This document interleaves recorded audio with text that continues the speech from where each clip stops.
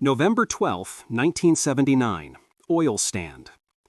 President Jimmy Carter formally announced that the United States would discontinue purchasing oil from Iran for delivery to the country.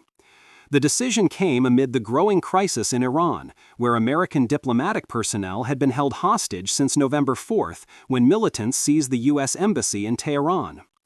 The directive was codified in Proclamation 4702, which stated that recent developments in Iran exacerbated the threat to U.S. national security posed by petroleum imports from Iran, and directed that no crude oil produced in Iran or petroleum products refined from such crude may enter the customs territory of the United States. The action signaled a clear shift in U.S. policy toward Iran's oil exports. Historically, Iran had been one of the major oil-producing countries and had supplied significant volumes of crude oil to industrial nations, including the United States. The Carter administration's decision did not simply reflect a supply disruption in Iran's oil output. It was an explicit prohibition of U.S. imports in response to Iran's seizure of American hostages and the larger political crisis. In his remarks, President Carter emphasized that it was necessary to eliminate any suggestion that economic pressures could weaken the United States' stand on basic issues of principle. This policy move had both symbolic and practical significance. Symbolically, it demonstrated U.S. resolve in the face of hostage-taking and underscored the principle that the nation would not allow foreign policy crises to be influenced by its dependence on imported oil. Practically, it addressed national security concerns, as the proclamation cited advice from the Secretaries of the Treasury, Energy, State, and Defense that reliance on Iranian petroleum posed a threat. The move also involved consultation with other industrial nations through the International Energy Agency, reflecting the administration's view that the oil import halt should form part of an international effort. On the domestic front, President Carter framed the import stop as part of a broader call for energy conservation.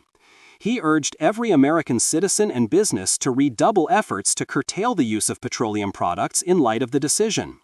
He also directed the Secretary of Energy to work with Congress, state and local officials, and industry leaders to develop additional measures for conservation and ensuring equitable distribution of petroleum products.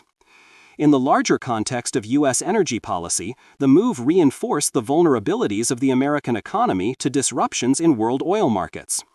Iran's role as a major oil producer had already become unstable due to strikes and the revolutionary turmoil at home. The U.S. embargo of Iranian oil imports signaled a recognition that energy security and foreign policy were deeply linked.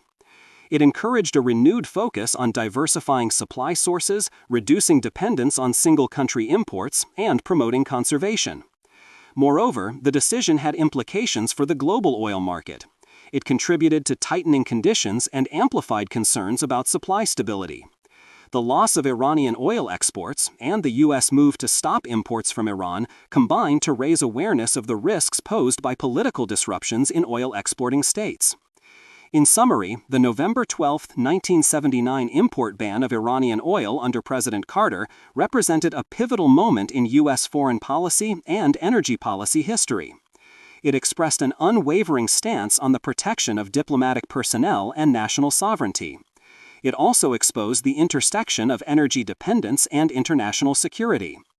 The measure prompted action at home toward conservation and alternative sourcing, while signaling to the world that economic ties would not override fundamental U.S. policy positions.